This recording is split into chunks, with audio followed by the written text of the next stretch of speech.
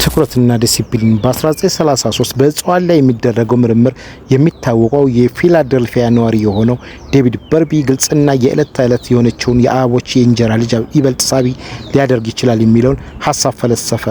ነገር ግን ይህ የእንጀራ ልጅ ማሪጎልድ የተባለው ዝርያ ሲሆን በመጥፎ ጠረኑ ይታወቃል። አሁን በእንግዲህ በርሊ ያለው አፍንጫውን ከመስፈጥ ይልቅ እንዲያውም ጥሩ መዓዛ ያለው አድርገዋለሁ ያለው። ይሁን እንጂ ይህንን ለማድረግ ደግሞ በስነ እጽዋት ተመራማሪዎች ዘንድ ሞቲቬሽን በሚል መጠሪያ የተሰጠውና በአጋጣሚ ይህ ለአፍንጫ ደስ የማይለው ጠረን ለሌላው ነጠላ አበባ ያስፈልጋል። በመሆኑ ከመላው ዓለም የማሪጎልድ ዝርያዎች እንዲያመጡለት አድርጎ የተከላቸው ሲሆን ሲያድጉና ሲያበቡ አፍንጫው ጠጋ አድርጎ አሸተታቸው። አንድም ሳይቀር መጥፎ ጠረን ነው ያለው። ተስፋ አስቆራጭም ቢሆንም እሱ ግን ቀጠለ። ከዚህ በኋላ አንድ ሚስዮናዊ ከሩቅ ትምህርት ቤት ያመጡትን የማሪጎልድ ዝርያ ሞከረ ሲሆን እሱ ደግሞ ጠረን አልባ ቢሆንም በጣም ሲበዛ ቀጭንና ወረንጦ መሳይ ነው። ዴቪድ በርቢ ሰፋ ባለው ዝርያው ጋር ይህን አዲሱን አዳቀለውና 35 ካሬ በሚሆን ቦታ ላይ ተከለው። የተዳቀለው ተክል ሲጠነክር ዴቪድ በርቢ ፎርማንና ጠራር አንድ ትዕዛዝ ሰጠው። ትዕዛዙን የሰማው ፎርማን ግን ሳያብድ አልቀረም ወደሚል ድምዳሜ ደረሰ። 35 ካሬ በሚሆነው ቦታ ላይ አንድ ሕፃን በዳዴ እየሄድክ አንዳንዴን ተክል አሽተት ነበር ያለው። ይህን ሲያደርግ እንኳን ትልቅ አበቦች ያሉት ግን ጠረን አልባ ተክል ቢገኝ የበርሊ ምኞት ተሳካ ማለት ምን ነካህ? 35 ዓመት ያስፈልጋል አለው ፎርማኑ። በመሆኑ ለስራ አገናኝ ኤጀንሲዎች ትዕዛዝ ተሰጠና 200 ያህል አበባ አነፍናፊዎች ተቀጠሩ። ከሁሉም ቦታ ለማለት በሚያስችል መልኩ ያመጡት እነዚህ አበባ አነፍናፊዎች መስጠታቸውን ተያዙ። አንዳቸውም የእብደት ፕሮጀክት በሚመስል ነገር አልታያቸውም። ዴቭ በርሊ በበኩሉ የሚሰራውን አሳምሮ ያውቅ ነበርና ከዕለታት ባንዱ ቀንም አነፍናፊ ተብለው ከሚቀጠሩት አንዱ እመር እያለ በአበባ እርሻው አቋርጦ ፎርማኑ ጋር ደረሰ። አገኘሁት እኮ አለ የደስታ ሲቃ እየተናነቀው ጮኸ። ፎርማኑ በመቅጽበት ይህ አነፍናፊ ሲሰራ ወደ ነበረበት ቦታ እየተፈተለከ ሄደ። ይህ አነፍናፊ እውነቱን ነበር። አንዳች መጥፎ ጠረን የሚባል ነገር በቦታው አልነበረም። በዓለም አቀፉ የፖለቲካ ታሪክ ስማቸው ዝንተ ዓለም ሲጠራና ሲዘከር የኖሩ መሪዎች መካከል አንዷ ታላቋ ብሪታንያ በግዛቷ ታላቅ ታሪክ እጅግ ፈታኝና አስቸጋሪ ከሚባሉ ወቅቶችም የመሩት ማርጋሬት ፓይተር ናቸው። የፉክላንዱ ግዛት በአንድ በኩል በመላው ዓለም የተንሰራፋው የኢኮኖሚ ድቀት፣ በሌላ በኩል እንዲሁም በአንድ ወይ በሁለት ምዕተ ዓመት ይተርፋሉ የሚባል ማህበራዊ ቀውስ ወደ ነበሩበት አይረሴ የጭንጭን ጊዜ ከዚህ ዓመታዊ የስልጣን ጊዜ የነበሩ ቀላል የሚባሉ ግለሰቦች የፖለቲካ ህይወታቸውን ለአንዴና ለመጨረሻ ጊዜ ተበላሽቷል። ህዝብ እንብላቸው ወይስ ውረዱ ብሏቸው ከዚህ እምቦሳ የፈነጠዙ ከያዙት የስልጣን ማማ ተፈናጠዋል። ታዲያ ለዚህም ነው እንግሊዝን እንደ ጠቅላይ ሚኒስትርነት የመሩት ታችር እዚህ ትልቅ የስልጣን እርከን ለመጀመሪያ ጊዜ የያዙት ሴት መሪ ሆነው ይጠቀሳሉ። በማንኛውም መሪ ወይም ወገን በላይ የሆነ ወላፈን ለብልቧቸዋል። እንዲህ በዚህ ወቅት በእንግሊዝ የፖለቲካ ድባብ ውስጥ በየትኛውም ወገን የተሰለፉት ሁሉ የሚያምኑት አንድ ሀቅ አለ። አንዱ ብረት የጠነከረችው ለመባል የበቁት እኚሁ መሪ በወላፈኑ ደግሞ ላፍታም ያህል አልቀለጡም። ለመሆኑ በዚህ ፈታኝና ግፊት ወደ ደረሰበት ወቅት ታቸር እንዴት ይህን ሊያደርጉ ቻሉ? እንደ እንግሊዝ አይነት አገር የሚመራ መሪ አሉ ሁኔታውን ልክ እንደ ስልጣን ከወረዱ ማግስት ሲገልጹ። እንደ እንግሊዝ አይነት ብርቱ የዓለም አቀፍ ፖለቲካ አየሩ ሲቀዘቅዝም ሆነ ሲሞቅ በአውራነት ብዙ ያሳለፈበትን ሁሉ ህዝቦች የሚመኩባት አይነት አገር የሚያስተዳድር መሪ በእርግጥም ክብረ ተጠነከረ ሊሆን ይገባል። የቀድሞ ጠቅላይ ሚኒስትር ምንም የተወሳሰበ ነገር እንደሌለ ነበር የገለጹት። በዋናነት ትኩረት ተደርጎ መቆየት ወሳኝ መሆኑን ተናግረዋል። ራስን በዲሲፕሊን ማነጽ ሌላው መሆኑን ጭምር አበክረው በመግለጽ ጠንክሮ ሳይሰራ ተራራው ጫፍ ሲደርስ የሚችል ማንንም አላቅም አሉ መሪዋ። ጠንክሮ መስራት ሁሌ ተራራው ጫፍ ሲደርስ ይችላል ይሆናል። ከጫፉ ብዙም ያላከ ከፍታ ላይ ስለማድረሱ ግን ቅንጣት ታክል አልጠራጠርም። ታቸር ያገባቸው አንድ ትልቅ ቁም ነገር ቢኖር አእምሯችን ግልጽ የሆነ ግብ መያዝ እንዳለብን ነው። በራሳችን ልናመን ይገባል። በአቋማችን በያዝነው አቅጣጫ ጽናት ሊኖረን ግድ ይገባል። የቢዝነስ ሆነ የቤተሰብ፣ በስፖርት ሆነ በፖለቲካ እነዚህን ቀላል መርሆች ከተገበርን የስኬት የማግኘት እድላችን በሚገርም መልኩ ከፍ ያለ ይሆናል። ኢቫን ስቲዋርት ግብ ቀየሰ። እጅግ ከባድ ነው የሆነው። ይህ ግብ ከሰዓታት ያህል በዋናና ለጥ ባሉ በተለምዶ ቅቤ የምንላቸው አይነቶች አስፓልት መንገዶች ላይ ሳይሆን ትልቅ በጣም ውጣ ውረድ በሆኑ ተዳፋት የበዛባቸው ዳገት ቁልቁለቶች መለያቸው ነው። በአጠቃላይ ከ300 እስከ 500 ኪሎ ሜትር በሚሸፍኑ መንገዶች ላይ አተኩሮ ጀርባን የሚደነቅ አይነት የሞተር ሽቅድድም ስሙን ማስጠራትና ሻምፒዮን መሆን ተመኘ። ግን ስቱዋርት በወቅቱ ምን አይነት ህይወት ነበረው? በኮንስትራክሽን ፕሮጀክት ውስጥ በቀጣሪነት የሚያገለግል የሞርጌጅ ዕዳ ያለበት እንዲሁም ባለትዳርና 3 ገና ሩጥ ያልጠገቡ ልጆችን የሚያሳድግ ሰው ነበር። ይህ ሰው ከባድ ኃላፊነት የሚያሳየው ለመኪና ሽቅድድም ብዙም በማይገፋፋ ሁኔታ ውስጥ መኖሩን ነበር። እኔ ሻምፒዮናነት ህልሜ ፈቀቅ አልልም አልኩና ከስራ በኋላ በውድድር መኪኖች መለማመድ ጀመርኩ። ልምዱ ቅዳሜና እሁድም ቀጠለ። ከዚህ እንደዚህ እያልኩኝ ፈጽሞ ፕሮፌሽናል ሆናለሁ ብዬ አስቤም ሳላቅም ለመወዳደር በቃሁ ይላል። መልካም አጋጣሚውን አንድ ቀን መጣ። ለስቱዋርት ባለውለታ ሆኖ ሲለማመደው የቆየው አንድ ተወዳዳሪ ከውድድር በፊት እግሩ ላይ ጉዳት ደረሰበት። ከውድድሩ ቀን መኪናው አልተጎዳችም ነበር። በሚገባ ዝግጁ እንድትሆን ተደራርጎ ሰውየው ውድድሩን እንዳለማጣት ሲል ስቱዋርትን በቦታው ተካው። አርስታል የተባለው ልጁ ከወዳጁ በኋላ ተቀምጦ ስቱዋርት ይወዳደር ነበር። ግን እጅግ አስቀያሚ ነገር ገጠመው። በአንድ ኩርባ ላይ ካለ ማገጃ ጋር ተለማመደና መኪና ተስፈንጥራ ጭቃ ውስጥ ተስቀረቀረች። ሌሎች መኪኖችን እየበረሩ ያልፋሉ። ስቱዋርት ብቁ መሆኑን ለማረጋገጥ የነበረው አንዱ ይህ አጋጣሚ ያገኘው እድልም የጠፋ መሰለ። በመጨረሻ ቀን ሲል ስቱዋርት መለሰ ብሎ አጋጣሚውን ያስታውሳል። በ30 ሴኮንድ ልዩነት ነበር መኪኖችን ያስጀመሩት። በወቅቱ ከ70 የማያንሱ መኪኖች ለውድድር ቀርበው ነበር። ሁሉም ነበሩ ቀድሞውን ያመለጡት። እኔ ጋር በኋላ የተቀመጠው እርል መጨረሻ መሆናችንን ተረጋግጧል። ከዚህ በኋላ 16:25 ወይም 30 ኪሎ ሜትር እንኳን አልሄድንም። ያች የምንወዳደርባት የቮክስዋን ሞተር ያላት መኪናዋን ነዳጇን ካርቡሬተሯን ጋር ያገናኘው መስመርም ተበጥሷል። ስለዚህ መንዳትም አይቻልም። አርል እስኪ ባለ 12 ቁጥሩ መፍቻ ሰጠኝ አልኩት። አርል ከቱልቦክስ ውስጥ አውጥቶ ሰጠኝ። ያን የተሰጠውን ገመድ በመፍቻው ያያስኩት፣ ነገር ግን እንዳያስኩት በአንድ እጄ ብቻ መንዳት ነበረብኝ። በአንድ እጄ እየነዳው ደግሞ ማርሽ መቀየር ስለማልችል ምልክት ሰጠሁት። መቼ ቀላል መቼ ደግሞ ከባድ ማርሽ እንደሚጠቀም ምልክቱን በክርኔ ነው የማየው። በዚህ ውድድር አጠቃላይ መሸፈን የነበረብኝ ርቀት 482 ኪሎ ሜትር ነበር። በእርግጥ አንዳንዴ በፍጥነት ስራም ስለነበር በምልክት ተሸዋወርን። ቀላል እያልኩት ከባድ ወይስ ከባድ ብየው ቀላል ማርሽ የተቀየረበት ጊዜ ነበር። ብዙ ከተቸገረን ብዙ ተስተጓጉለናል። ግን የቡድኑ ስራ በመሆኑ በአጠቃላይ ጥሩ ሂደናል እላለሁ። እየሄድን ያገኘናቸው እየቀደምን ላሳጠረውና በሚገርም መልኩ ውድድሩን አሸነፍን። እንዲህ አይነቱ ትኩረትና ዲሲፕሊን ነው በማንኛውም የሙያ መስክ ብልጫ ማግኘቱን የሚረዳው። ስቱዋርት በዚህ መልኩ በዚህ አጋጣሚ በገባበት መንገድ ባገኘው እምርታ ተጠቅሞ ከዚህ በኋላ በአሜሪካ እንዲወጣ ገባ የሆኑ ስፍራዎች በሚደረጉ በረጅም ርቀት የመኪና ውድድሮች ሻምፒዮና ላይ መሆን በቃ። በ47 ዓመቱ እንኳን ስቱዋርት ከታዋቂው ቶዮታ ጋር ሌላ ተጨማሪ የ3 ዓመት ስፖንሰር ስምምነት ተፈራርሟል። አሁን እድሜ እንደሄደ ያውቃሉ። ብዙ አዳዲስ ጉልበቶችም ወደ ሽቅድድሙ እየመጡ በመሆኑም አላጡትም ይላል። ይሁን እንጂ ይህ ግን በቃይ ብሎ ለማቆም ምክንያት ሊሆን እንደማይችል ያምናል። ማን ያውቃል? ይህ ኤሮን ማን የሚል ቅጽል ተሰጥቶት ተአምር ያሳየ መኪና ውድድር ሻምፒዮና በ60 ዓመቱ ይወዳደርም ነበር። ለማንኛውም እንዲህ አይነቱ ጥረትና ጉጉት አላማቸውን የሚያሳኩትም የማያሳካቱም የሚለያዩት ፍሬድ ላይፐርት የተባሉት የኒውዮርክ የህይወት ኢንሹራንስ ኩባንያ ዋናው ፋይናንስ ኦፊሰር ጽናትን በተማረኩት ልክ እንደሳቸው ፍሬድ በሚል መጠሪያ ካላቸው አባታቸው እንደነበር ይናገራል። አባቴን በህይወት ይወደው ስለነበረው አንዱ ትልቅ ግምት ትራምፔት መጫወት ነበር ይላል በማስታወስ። እንደ ሃሪ ጄምስ፣ አርቲክል ሾው፣ ጃክ ቴሌግራድ ካሉ ትልልቅ ባንዶች ተጫውቷል።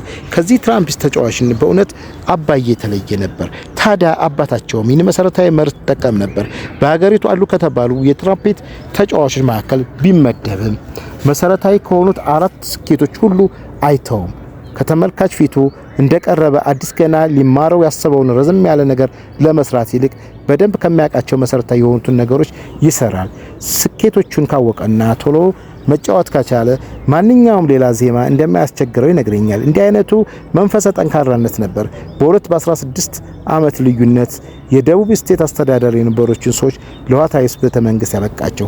ከነዚህ መካከል አንዱ ረጋና ሰከን ባለ ንግግራቸው የሚታወቁትና በቨርጂኒያ የሎዝ አብቃይ የነበሩት ጃሚ ካርተር ሲሆኑ ሌላኛው ደግሞ በካርታ ላይ በነጥብ በልጣ ከማታቸው ትንሿ ሆፕ ማለትም በአርካንስ የምትገኝ ከተማ የመጡት ቢል ክሊንተን ነበሩ። ካርተር በ1976 የምርጫ ዘመናቸውን ሲጀምሩ በወቅቱ ትልልቅ ከሚባሉ የፖለቲካ ተቺዎች፣ ተንታኞች ሰዎች እውነት ለመናገር ጥቂቱ ብቻ ነበሩ ያደመጣቸው። በሀገራቸው ጆርጂያ ውጭ ማንም የሚያውቃቸው አልነበሩ የሚመስሉት ካርተር ልክ ለዘመቻ ሲዘጋጁ እጅግ ከፍተኛ ታዋቂነት ከመቻላቸው የፓርቲያቸው ማለትም የዲሞክራቲክ ፓርቲ ሰዎችና የትላልቅ ከተሞች ደጋፊዎች ጋር ነበር የተገናኙ። ለመጀመሪያ ጊዜ ፓርቲያቸው ለዚህ ምርጫ ዘመቻ ማለፍ የነበረበት ትልቁ ፈተና ደግሞ ሆምቢትር የተባለችውንና የጆርጂያ ድግም የምትርቀውን ስቴት ነበር። ክሊንተን ደግሞ በ1992 እንዲሁም የምርጫ ዘመቻ ሲጀምሩ ተመሳሳይ የሆኑ አስቸጋሪ ነገር ገጠሟቸው። ክሊንተን በካርተር ጋር በመነጽር ሲታዩ ምንም እንኳን ጥቂት ሻል ያለ በከተሞችና በትልቅ ሰዎች ዘንድ ታዋቂነት ቢኖራቸውም ያን ያህል ጊዜ አልነበረም። በሌላ በኩል ደግሞ በወቅቱ በስልጣን ላይ የነበሩት ተቃራኒው ማለትም የሪፐብሊካን ተመራጭ የሆኑት ጆርጅ ቡሽ ትልቁ በህዝብ ዘንድ ከፍተኛ ድጋፍ ያገኘውን ጦርነት በማሸነፋቸው ለዲሞክራቶች ፈተናው እጅግ ከባድ ነበር። በወቅቱ የነበሩት የፖለቲካ ተንታኞች ሁለቱንም እነዚህ የቀድሞ ስቴት አስተዳደሮች የመመረጥ እድላቸው የሞተ ነው ብለው ያስቡ ነበር። እንዲያውም ከመጀመሪያው ዙር በኋላ ሁለቱም ከውድድሩ ይወጣሉ ተባለ። የሆነ ሆኖ ግን አልሆነም። ለዚህ ደግሞ በርካታ ምክንያቶች ይጠቀሳሉ። ከሁሉም ግን ጎልቶ የሚወጣው ከነዚህ ሁለት ሰዎች ትኩረትና ዲሲፕሊን ነው። በሁሉም ሰዎች አስቸጋሪውና የምርጫ ዘመቻ ቀበት ሲወጡ በቃ ብለው ለመውጣት የሚያወጧቸው በርካታ ምክንያቶች ነበሩ። በካርተር ጊዜ ካለመስጠታቸው በተጨማሪ አንዱና ትልቁ ፈተና የቴድ ኬኔዲ ጉዳይ ነበር። በብዙዎቹ ዘንድ ይበልጥ የሚታወቁትና በገዛ ፓርቲያቸው ደጋፊዎች እንደ ፓርቲያቸው እጩ አድርገው ይበልጥ ይመርጧቸው ነበር የሚባሉትን እነኚህን ኬኔዲን ነበር። በሌላ በኩል ክሊንተን ብዙ ፈታኝ ነገር ገጥሟቸዋል። ከፊልም ተዋናይነት ሜዱላ ጃፈር ክላውርስ ግንኙነታቸው የነበረው መታማቸው አንዱ ነበር። በሌላ በኩል ደግሞ በስልጣን ላይ ያሉት ፕሬዝዳንት ታዋቂና ተወዳጅ የሆኑ መምጣታቸው ሌላ ሲዝኑ ክሊንተን ከውድድሩ ለማስወጣት የሚመስል አይነት ርዕሰ አንቀጽ የሚነድፉ የግል ፕሬሶች፣ ኤሌክትሮኒክስ ሚዲያዎች ፈተና ጣሉባቸው። ነገር ግን ካርተርም ቢሆኑ ክሊንተን በእነዚህ ፈተናዎች ፈጽሞ አልተሸነፉም። በሁለቱም መሪዎች ትልቅ ትኩረት የተነበረባቸው መሆኑ ጎልቶ ይጠቀሳል። ምን ለማግኘት እየሰሩ እንደነበር አሳምረው ያውቁታል። እያንዳንዳቸው ከልጅነታቸው ጀምሮ የቀረሱትን እምነት ለማሳካት ነበር የሚሰሩት። ሌላው ጽናት ነበር የሚያምኑትና ለማሳካት በራሳችን ላይ እምነት ሊኖረን ፈቃደኛ ሆነን በሚገባ ልንጥር ይገባል። ደግመን ደጋግመን መሞከር አለብን። ከክህሎቶቻችን ልምዳችን ተፈላጊ የሆኑ ሰዎች የቱን ያህል ይበልጥ ተፈላጊ መሆን እንደማይችሉ የሚረጋገጡባቸው ተጨማሪ መልካም አጋጣሚዎች ይመቻቹላቸዋል። ሰዎች አንዱን ሰው ሊተማመኑበት የሚችል ነገር አይሁን ያውቃሉ ይላሉ። ማርቲን ጊብሰን የተባሉት የካሚንግ ላብ ሰርቪስ ነበር ኢንክ ዋና ስራ ሊተማመኑበት የሚችል ሰው ከሆነ አንድ ስራ ሊሰጡት ብቻ ክትል አያደርጉበትም እንደሚፈጸመው ያውቃሉና ይህ ማለት ሰውየው ሊመኩበት ከሚችሉት ሆኗል ማለት ነው። ስራ ተሰጥቶት አጉል የማይዘናጋ ስልክ ሲደወልለት ስንሰራ የሚያነጻጽር ስራ የማይመላለስ አይነት ንዝላል እንሁን። ከነዚህ ቀደም ከተመለከትናቸው የዲሲፕሊን ዝርዝሮች በመቶዎቹንም በሺዎች የሚቆጠሩ ትንንሽ ዝርዝሮች ውስጥ ነው። ስኬትና ውድቀት በየዕለቱ የሚገኘው በአመዛኙ የቆዩ ለምሳሌ እንደ ቀጠሮ ቀድሞ መገኘት፣ ቃላችን እንዴት እንደምንጠብቅ ማወቅና በስራችን መኩራት ያሉ ሴቶች ናቸው ይላሉ ሃርመን አሶሲኤትስ ኮርፖሬሽን ተወካይ የሆኑት ጆይስ ሃርቬይ። ለምሳሌ ክሬዲት ደብዳቤ ያዘጋጅን ከሆነ አስፈላጊ የሆኑትን ከ1 እስከ 4 ያሉ ደረጃዎችን የግድ ልናልፋቸው ይገባል። ሶስተኛው ደረጃ መዝለል አንችልም። ለምን ቢባል ስህተት እጅግ ከባድ ዋጋ ያስከፍላልና። በመሆኑም ዝርዝሮቻችን በጥንቃቄ መመልከት የበለጠ ትኩረት ማድረግ ይኖርብናል። ሮስ ግሪስፒን ዲሲፕሊንና ትኩረትን ጥቅም ከመቼውም ጊዜ በላይ የተረዳ ነው። በዚች በማትረሳ በ1991 ምሽት የዓለም ስፖርት ቤተሰብ በጉ የተጠበቀው የቦክስ ውድድር ላይ ማይክ ታይሰን በፓስተር ዳግላስ ተዘርሮ በመጣ ጊዜ ነበር። ውድድሩ በተካሄደበት ወቅት ታይሰን ወደር የለሹ የዓለም ከባድ ሚዛን ሻምፒዮና እንደነበር ይታወሳል። በዚህ ግጥሚያ ከባድ ተፋላሚ መሆኑን በሚገባ ያረጋገጠው ዳግላስ ምንም እንኳን ኃይለኝነቱ ቢታወቅም የጨዋታው ማስጀመሪያ ደወል እስኪደወል ብዙ ትኩረት አልተሰጠውም ነበር። ግሪንበርግ በኤችፒኦ ስፖርትስ ዋና ፕሮዲዩሰር ታይላንድና ዳግላስን ትንቅንቅ በተያዘበት በዚህ ወቅት እንኳን በቴሌቪዥን በመቶ የማያልቁ ደረጃ የተደረጉ ውድድሮችን የመዘገበ ሪከርድ ነበረው። ታዲያ ግሪንበርግ ሳለና ለዚህ ፕሮዲዩሰርነቱ ሙያ አንቱ የሚባሉ ለሰው እንኳን ያልተጠበቁ ስህተቶች ትኩረትን ያናጋሉ። ግሪንበርግ ያስታውሳል በሁለተኛው ዙር ላይ ዳግላስን እንደ ጠንከር ያለ ነገር እንዳለ፣ በአንጻሩ ደግሞ ታይሰን ጋር አንዳች የተሳሳተ ነገር እንዳለ ግልጽ ነው። ታይሰን በተከታታይ ለ4 ያላነሱ በቀጥታ የተሰነዘሩ ቡጢዎች ሲጠጣ በአይናችን አይተንና በቀጥታ ስርጭት ዘጋቢዎች የጨዋታውን ግለትና አቅጣጫ ልንሸሽግ አልቻለም። እንዲሁም ሆኖ ግን ጨዋታው በጥሩ ሁኔታ እየተካሄደ ነበር። በአራተኛው ዙር ዳግላስ አምሮና ክርሮ በተከታታይ ሰነዘራቸው ምቾት የዓለምን ጉድ ያስብል የቆየውና ታይሰን በአስገዳጅነቱ ልክ ያን ጊዜ በከባድ መኪና ውስጥ ባቋቋመው ተንቀሳቃሽ ጊዜያዊ ስቱዲዮ በውስጥ የነበረው የፕሮዳክሽን ቡድን አባል ሁሉ ዓለም እያየው የነበረውን አዲስ እውነታ መረዳት ጀመረ። በወቅቱ በስፖርቱ ዓለምና ከስራችን ይልቅ ሁላችን ወጣንና በዚህ በግለሰቦች የሞት ሽረት አይነቱ ግጥሚያ አተኮርን። በወቅቱ የነበሩ ሁሉ ሊመሰክሩ ይችላሉ። ስራችን ልንታው ምንም አልቀረንም። እኔ ይህን ለማዘናጋት ተገንዝቤ ቆይ ግድ የለም አሁንም የሁላችን ለስራ ነው የመጣ ነው፣ ግድ የላችሁም ስራችንን እንስራ ማለቴን አስታውሳለሁ። ልክ ይህን ካልኩ በኋላ ሁሉም የፕሮዳክሽን አባላት ከዚህ መሳጭ ከሆነው ክስተት የራሳቸውን እንደምን መንጥቀው አውጥተው ወደ ጀመርነው ስራ ተመለሱ።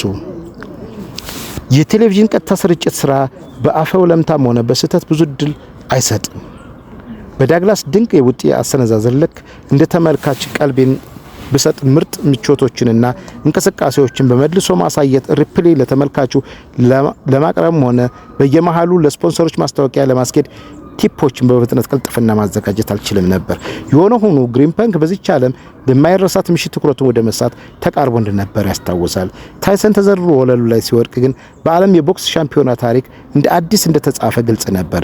በዚች ቅጽበት የሆነው ፈጽሞ እስከ ዕለቱ ሞቱ ድረስ የማረሳው ሆኖ ይቀራል። ፍጹም የማይዘነጋ ፍጹም የሌና የማይጠፋ ክስተት። ለነገሩ እንዲህ አይነት ከባድ ያለና ፋታ የማይሰጥ ትኩረት የሚያስፈልገው በስፖርት ቴሌቪዥን ብቻ አይደለም። የዶክተር ስኮት ኮይኒ ትኩረትና ዲሲፕሊን በሞት ህይወት መካከል ልዩነቱን ሊያመጣ ይችላል። በአንድ ወቅት ቅስናን የተማሩትና ራዲዮሎጂስትን ኮይኒ በሚኖሩበት ሎንግ አይስላንድ አንድ የቢያንካ ቦይንግ 727 አውሮፕላን መኖሪያ ቤታቸው ብዙም ባራቀ ቦታ ላይ ሊከለስና ሲወድቅ በስፍራ የነበሩ ብቸኛው ሐኪም ነበሩ። በአንድ ሰዓት ለሚልቅ ለዚህም ብቸኛው ሐኪም ሆነው አገለገሉ። የተጎጂዎች ህይወት እንደ ባንድ ለመታደግ ተፍ አሉ። ነርቮቻቸውን ማረጋጋትም ነበረባቸው። በእያንዳንዱ ሰው አንድ ወይ ሁለት ደቂቃ እየሰጡ የተጎዱት ሁሉ አይረሱ። በወቅቱ አብዛኛዎቹ ተጓዦችም በኮሎምቢያ የመጡ እንግሊዘኛ የማይናገሩ በመሆኑ ኮይኑ ይህንንም ተቋቁመው በቋንቋ ባግባባቸው ሰዎች አከሙ። ስፓኒሽ ቢሞካከሩም ዶክተር በማለት የዘለለ አልነበረም። ስቴኮብ አድርጌ ነበር። እኔ ይህችን ምሽት በማስታወስ ከዚህ ዶክተር ተብዬ ስጠራ አንዳንዶቹ እየጮሁና ያለቅሱ ነበር። በሰፈሩ ይህን ሁሉ በስብራቱ ምክንያት አላወቅኩም። ከዚህ ፊታቸውን በመነካካት ሀሳቤ መግለጽ ጀመርኩና ሲመለከቱ የቱን ያህል እንደተጎዳ ማወቅ ትችላለህ። በተቻለ መጠን በጆሮአቸው ሹክ እያልኩኝ ፊታቸውን በመያዝ ማጽናናት ነበረብኝ። መረጋጋትም እንዲሁ። ከማንም ሰው የኋላ ታሪክ ማግኘት አልቻልኩም። እንዲህ ተጎድተውም እየጮሁ ምንስ ብዬ ጠይቃቸዋለሁ። እያንዳንዱ ተጎጂ ከላይ እስከታች መኖር ነበረብኝ። ስብራታቸው እጅግ ዘግናኝና ከባድ ነበር። እንዲህ አይነት ስብራቶች አይቼ አላቅም። በዚህ ወቅት ኮይን ያዳናቸውና በዚህ ሂደት እንዲያልፉ የረዳቸው ያልተከፈለ ትኩረት ነበር። በዚህ አጋጣሚ በኋላ ጭንቀትን በምን መያዝ መልክና ተቋቁሞ ማለፍ እንደሚችል የሚመሰክር አንድ ስብሰባ ላይ ተጋብዘው ሲሄዱና ኮይኒን በነበሩበት አቅጣጫ ላይ ተገንተው ያዩትን ሁሉ ሲያወሩ ነበር። ኮይኒ ትኩረትን የቱን ያህል እንደነበራቸው የተረዳሁት። ብዙዎቹ ስለ አምቡላንስ ጋጋታ፣ የሳይረን ጩኸት፣ በሕይወት የተረፉትን ተጎጂዎች ሲቃና ጩኸት ወዘተ ያሉትን ነገሮች በትኩረት ሰጥተው አወሩ። ኮይኑ በሚገርም መልኩ በወቅቱ አሁን በሰዎች ካሏቸው ውስጥ አንዱንም አልሰሙም። እኔ እንደውም የቱን ያህል ጸጥታ የሰፈነበት መሆኑ ነው ትዝ የሚለኝ። በጣም የተረጋጋ ነገር ምንም አልሰማሁም። በጣም አተኩሬ ነበር። እንዴት ልስማ? ሄሊኮፕተሮች በአንድ ሰዓት በኋላ ሰምቻለሁ።